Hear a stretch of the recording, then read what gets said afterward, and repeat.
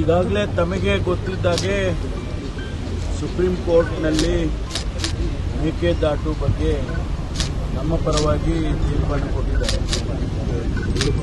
ಅದಕ್ಕೆ ಕೇಂದ್ರ ಸರ್ಕಾರ ಕೂಡ ಸಹಕಾರವನ್ನು ಕೊಡಬೇಕಾಗಿದೆ. ಬಹುಶಃ ಆ ವಿಷಯವನ್ನು ಕೂಡ ಮಾನ್ಯ ಮುಖ್ಯಮಂತ್ರಿಗಳು ಚರ್ಚೆ ಮಾಡ್ತಾರೆ ಅಂತ ಅನ್ಕೊಂಡಿದ್ದೀನಿ.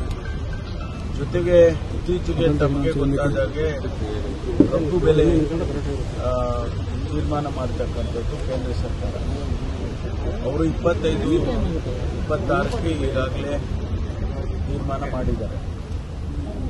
ಟನ್ ಇಷ್ಟು ಬೆಲೆ ಅಂತ ಹೇಳಿ ತೀರ್ಮಾನ ಮಾಡಿದ್ದಾರೆ. ಅದನ್ನು ಹೆಚ್ಚು ಕರ್ನಾಟಕದ ಮಟ್ಟಿಗೆ ಇನ್ನೂ ಹೆಚ್ಚು ಕೊಡಬೇಕಾಗುತ್ತದೆ ಅನ್ನುವಂಥದ್ದನ್ನು ಅವರ ಮುಂದೆ ಇಡೋದಕ್ಕೂ ಕೂಡ ಸಾಧ್ಯತೆ ಇದೆ.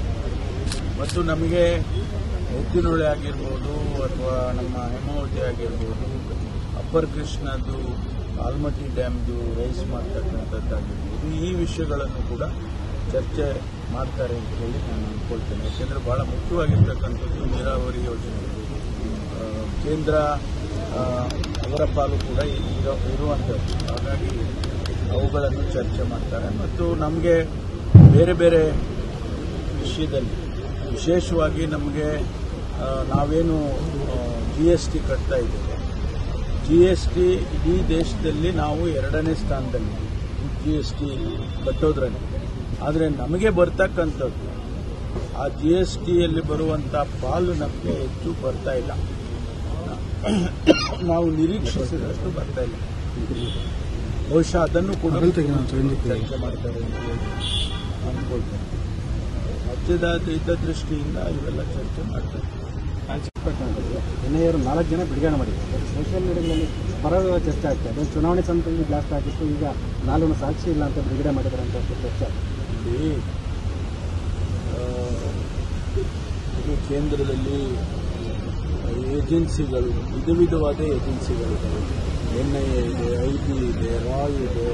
ಇವೆಲ್ಲರೂ ಕೂಡ ಒಂದು ಕೋಆರ್ಡಿನೇಟೆಡ್ ಎಫರ್ಟ್ ಮಾಡಿ ಕಂಡುಹಿಡಿಯುತ್ತಾರೆ. ಇದೆಲ್ಲ ಅವರು ಯಾರು ಅದರಲ್ಲಿ ಭಾಗಿಯಾಗಿಲ್ಲ ಆಗಿಲ್ಲ ಅಂತ ಕೆಲವು ಸಂದರ್ಭದಲ್ಲಿ ಏನಾಗುತ್ತೆ, ಗುಮಾನಿ ಮೇಲೆ ಹಿಡ್ಕೊಂಡು ಬರ್ತಾರೆ. ಆ ಗುಮಾನಿ ಮೇಲೆ ಇಟ್ಕೊಂಡು ಬಂದಾಗ ಅದಕ್ಕೆ ಏನೂ ಪ್ರೂಫ್ ಸಿಗದೆ ಹೋದ್ರೆ ಏನು ಮಾಡ್ತಾರೆ, ಬಿಟ್ಟು ಕಳಿಸ್ತಾರೆ. ಆ ರೀತಿ ಆಗಿರ್ಬೋದು ಅಂತ ನಾನು ಅಂದ್ಕೊಳ್ತೀನಿ. ಬಟ್ ಬೇರೆಯವರು ಸಿಕ್ಕಿದ್ದಾರೆ. ಬೇರೆಯವರು ಯಾರು ಸ್ಪೆಸಿಫಿಕ್ ಆಗಿ ಮಾಡಿದ್ದಾರೆ ಅನ್ನೋರನ್ನ ಸ್ಪೆಸಿಫಿಕ್ ಆಗಿ ಇಟ್ಕೊಂಡಿದ್ದಾರೆ.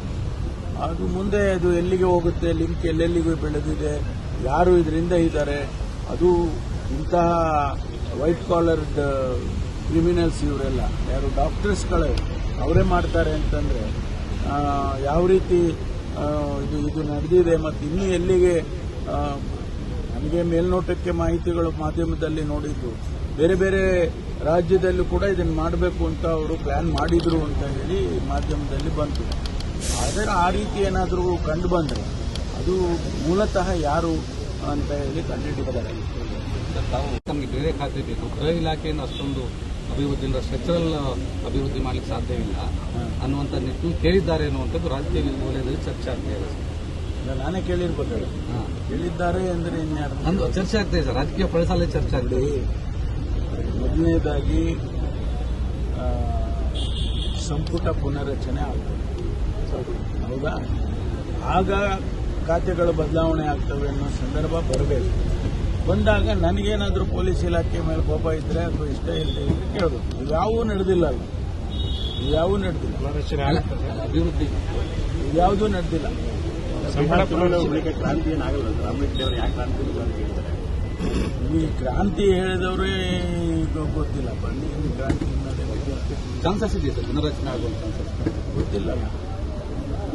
ಯಾವ ಲಕ್ಷಣವೂ ಇಲ್ಲ ನೋಡಿ, ನಿಮಗೆ ಗೊತ್ತಿದೆ ಅಲ್ಲ, ನೀವೇ ನಮ್ಮನ್ನು ಕೇಳ್ತೀವಿ. ಪೊಲೀಸ್ ಇಲಾಖೆ ಅಂತರ್ ಜಿಲ್ಲಾ ವರ್ಗಗಳ ಬೇರೆ ಇದು ಸಮಸ್ಯೆ ಆಗ್ತಿದೆ. ಪತಿ ಪತ್ನಿಯರ ಪ್ರಕರಣದಲ್ಲಿ ನಾವು ಒಂದು ನಿಯಮಗಳನ್ನು ಮಾಡಿದ್ದೇವೆ. ಆ ನಿಯಮದ ಅಡಿಯಲ್ಲಿ ಮಾಡಿಕೊಡ್ತೇವೆ.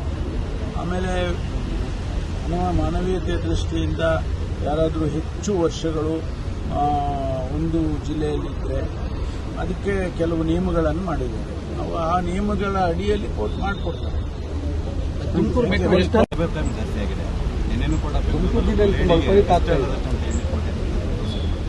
ನೋಡಿ, ಇಡೀ ದೇಶದಲ್ಲಿ ಜಾಸ್ತಿ ಆಗಿದೆ.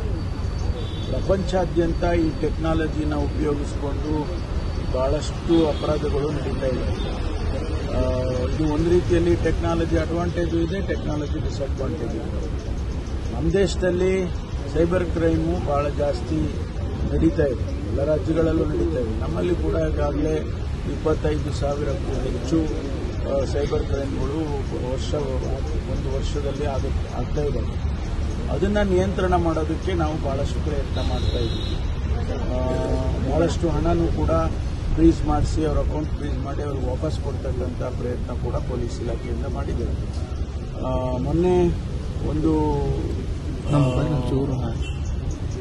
ಮಹಿಳೆ, ಅವರು ಐಟಿಯಲ್ಲಿ ಕೆಲಸ ಮಾಡೋರು, ಅಂದರೆ ಐಟಿ ಕ್ಷೇತ್ರದಲ್ಲಿ ಕೆಲಸ ಮಾಡೋರು, 31 ಕೋಟಿ ರೂಪಾಯಿಯನ್ನು ಅವರು ಕಳೆದ ಒಂದು ವರ್ಷದಲ್ಲಿ ಅವರಿಂದ ತೆಗೆದಿದ್ದಾರೆ. ಅವರು ಪ್ರಮೋಷನ್ ಆಗಬೇಕಾಗಿತ್ತು, ನಾನು ಹೇಳ್ಕೊಂಡ್ರೆ ನನಗೆ ತೊಂದರೆ ಆಗುತ್ತೆ ಅಂತೇಳಿ ಪಾಪ ಅವರು ಹೇಳ್ಕೊಳ್ಳೋದಕ್ಕೆ ಹೋಗಿಲ್ಲ. ಆದರೆ ಈಗ ಅದೆಲ್ಲ ಗೊತ್ತಾದ ಮೇಲೆ ಈಗ ನಾವು ಅದಕ್ಕೆ ಕೇಸ್ ತೊಗೊಂಡಿದ್ದಾರೆ. We will hunt whoever has done.